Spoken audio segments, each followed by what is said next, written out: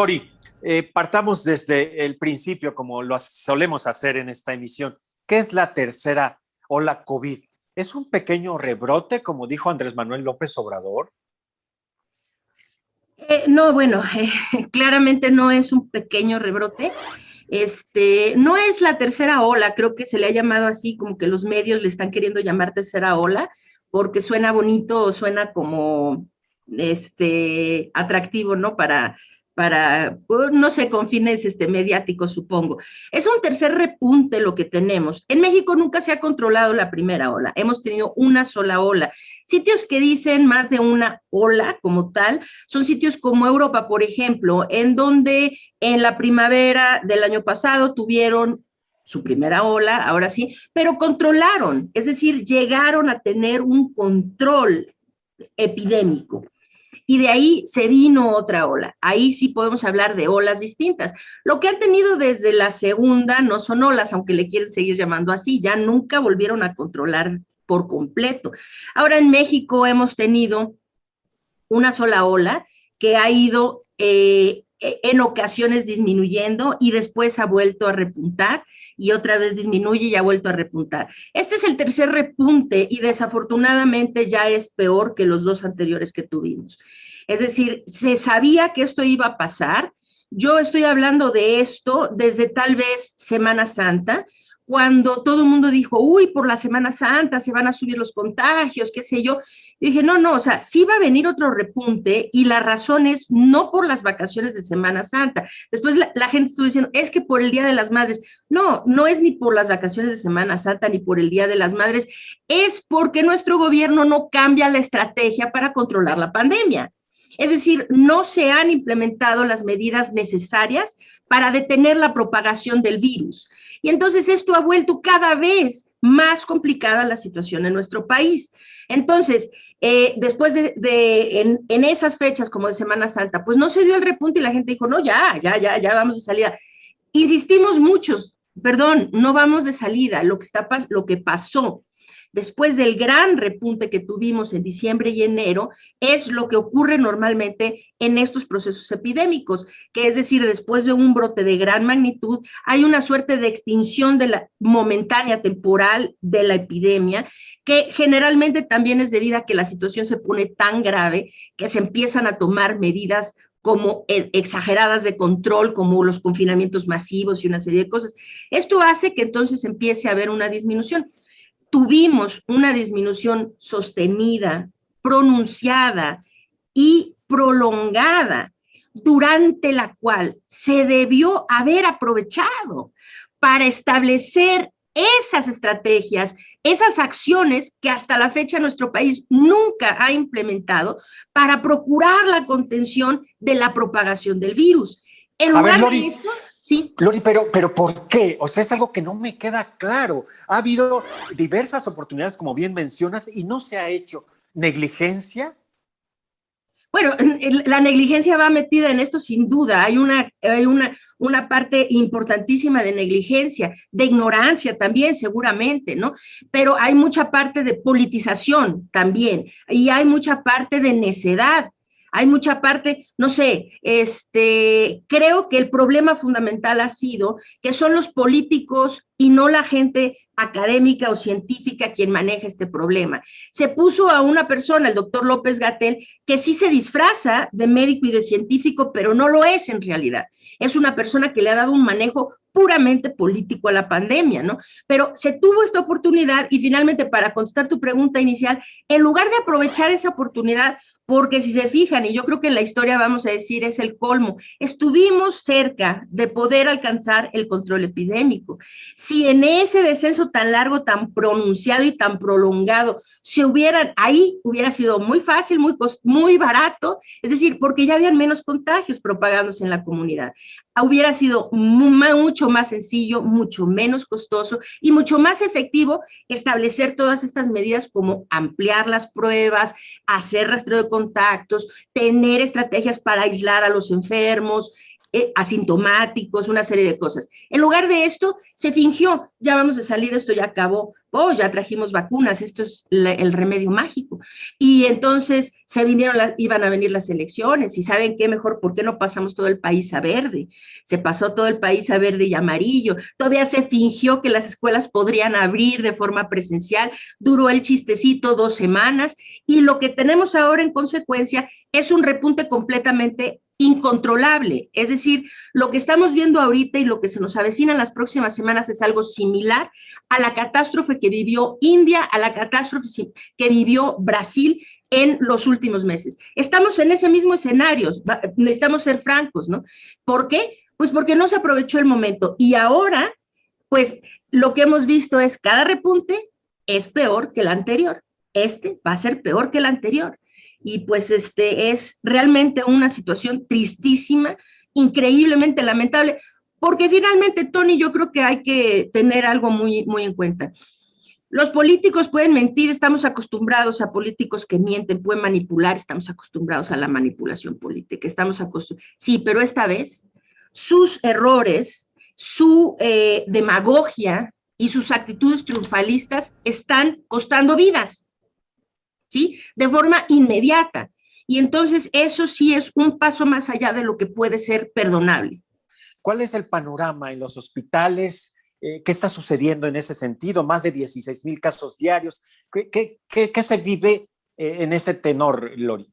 Bueno, en este momento ya tenemos un mayor número de casos activos, de casos confirmados activos en el país que en cualquiera de las 2 oleadas anteriores. 32 de los 32 estados de la República Mexicana ya tienen repuntes francos, que van desde francos iniciales hasta francos absolutamente descontrolados, como está ocurriendo en el estado de Sinaloa, en Quintana Roo, en Baja California Sur, en Yucatán, en Veracruz, etcétera.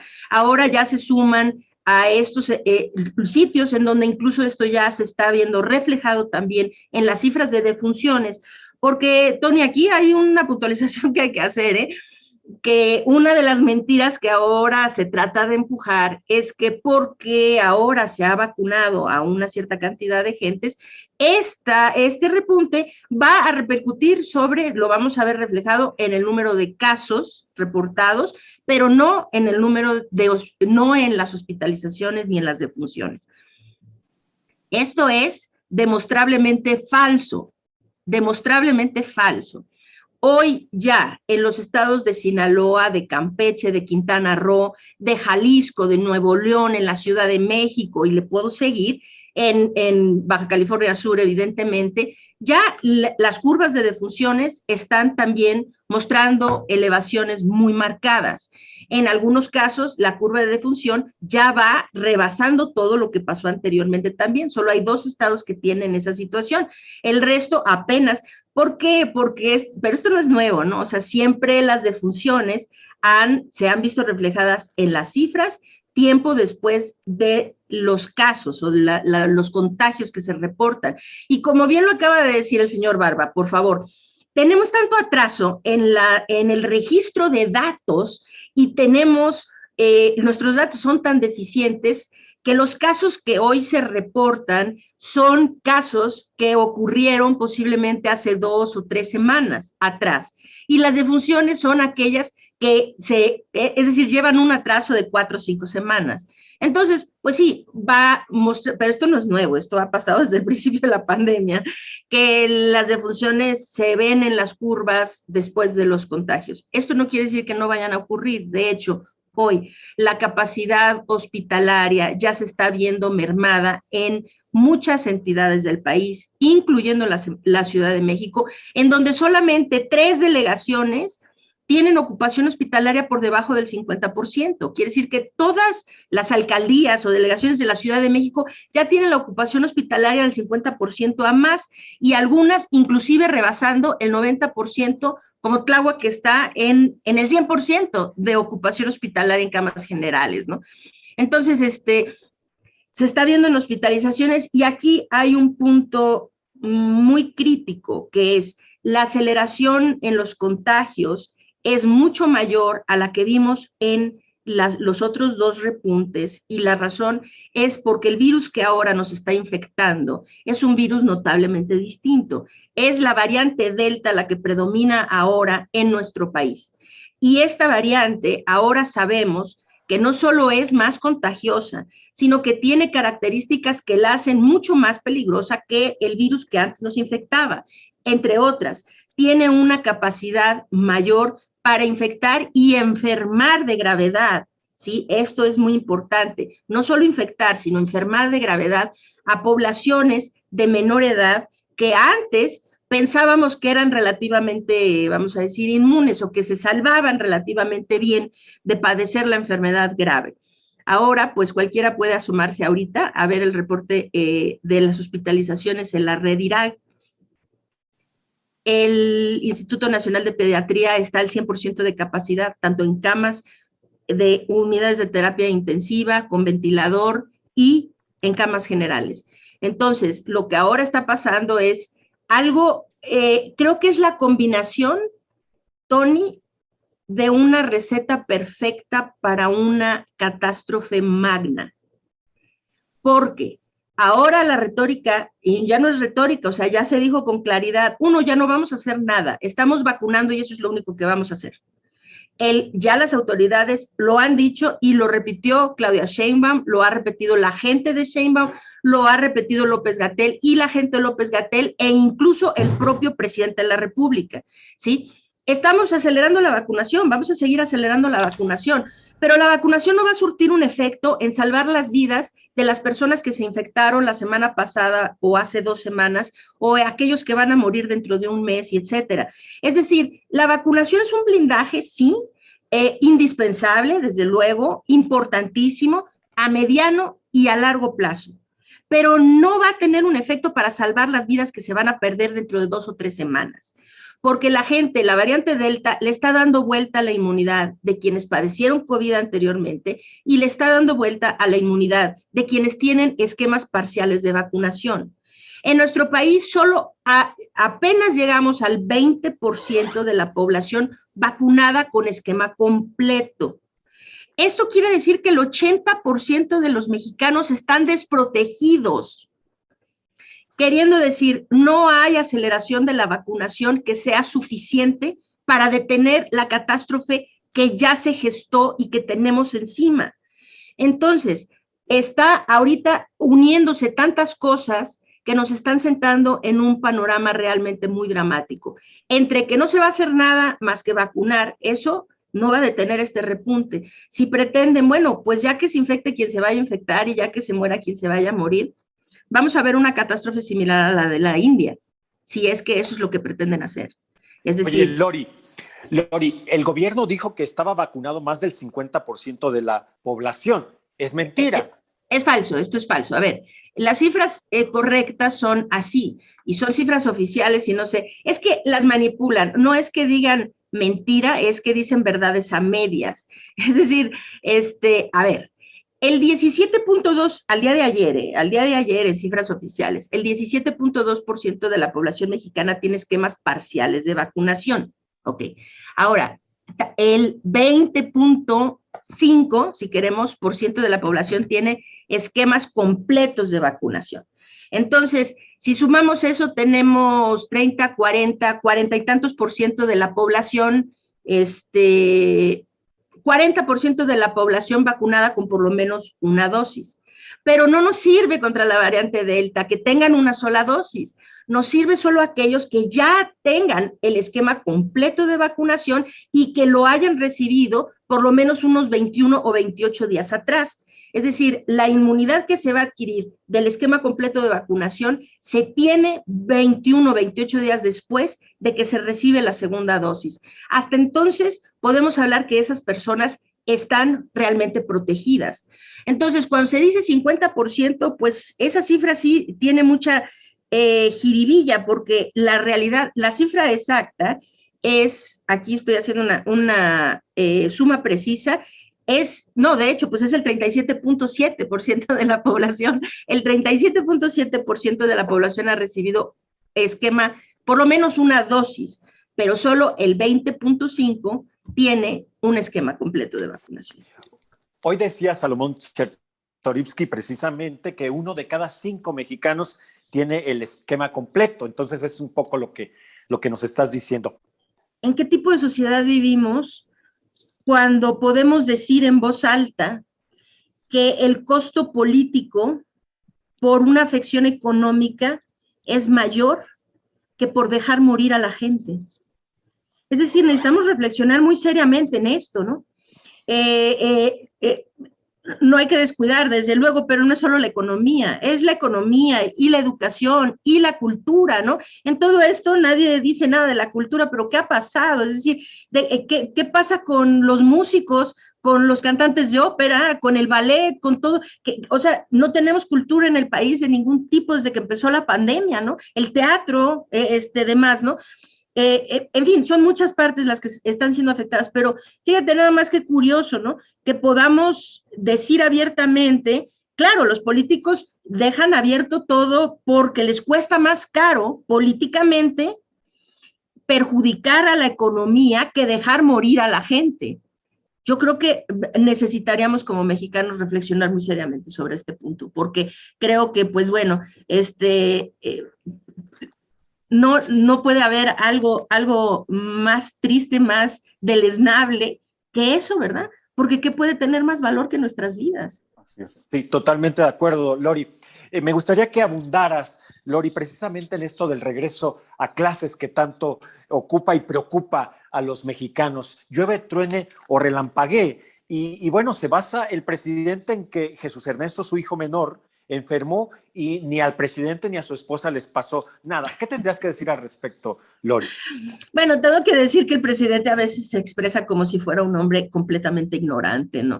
Decir, bueno, es que mi hijo, le pasó así o asado, o en mi casa así fue, pues eso es una evidencia completamente anecdótica, ¿no? Que no basado en lo que le ocurrió a su hijo adolescente, entonces vamos a guiar una política pública y educativa en una nación, ¿no? Esto, pues de entrada me parece muy preocupante, pero lo que dice es absolutamente falso, es decir, los jóvenes hay que ver qué está pasando en el estado de Arkansas, en Estados Unidos, lo que está pasando en Florida, lo que está pasando en otros estados, en donde la vacunación también tiene un índice muy bajo, como aquí, donde el presidente acaba de decir algo, aunado a eso, de la necedad de que se va a volver a clases, lo dijo así, ¿no? Llueve, truene o relampaguee.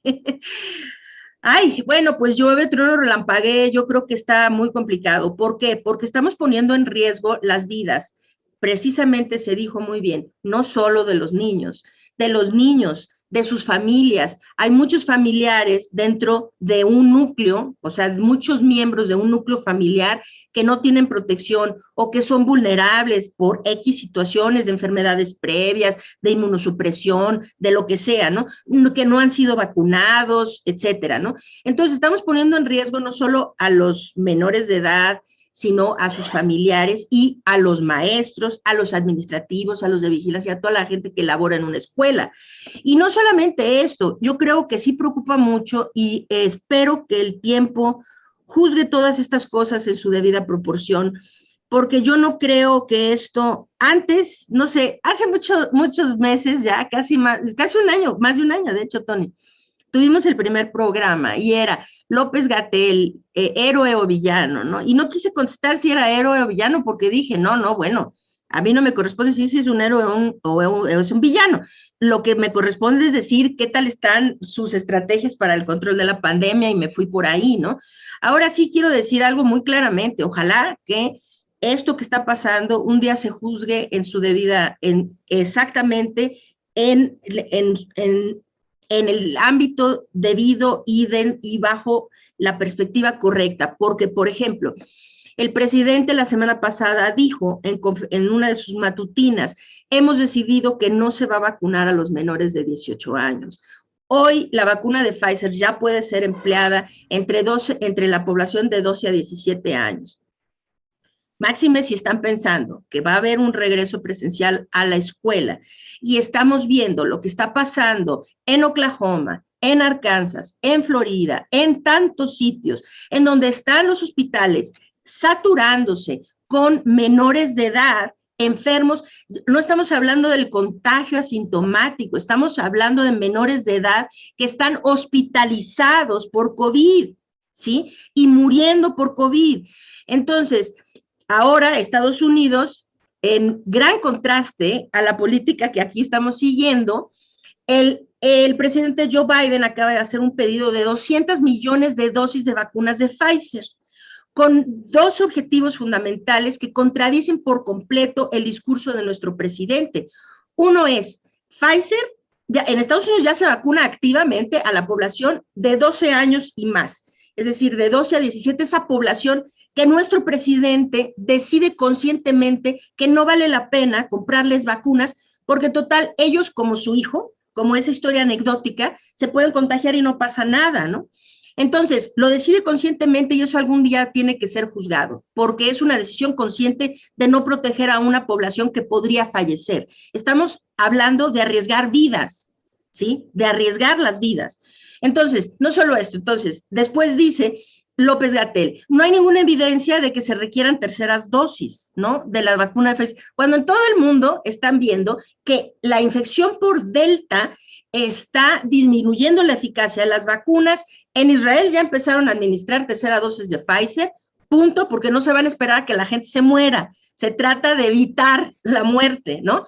Entonces, y aquí estamos diciendo que no. ¿Por qué Biden compró estas vacunas? Compró 200 millones adicionales porque en cuanto la FDA apruebe la tercera dosis, él quiere tener ahí esas vacunas listas para empezar a aplicar las terceras dosis, salvar vidas. Dos, Pfizer está a punto de recibir la aprobación para poder vacunar al siguiente grupo de menor edad, que es de los de 5 a 11 años.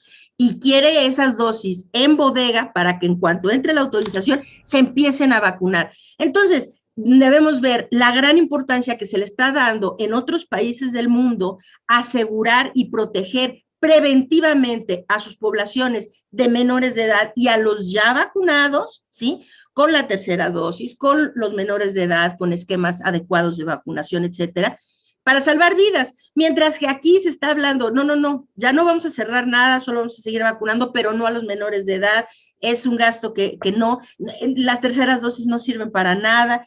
Es decir, de verdad es la gestión de la pandemia en nuestro país, si puede ser descrita con una palabra o con un calificativo acertadamente, es que llevamos una estrategia anticientífica. Se lleva una estrategia totalmente anticientífica para tratar de contender contra la pandemia.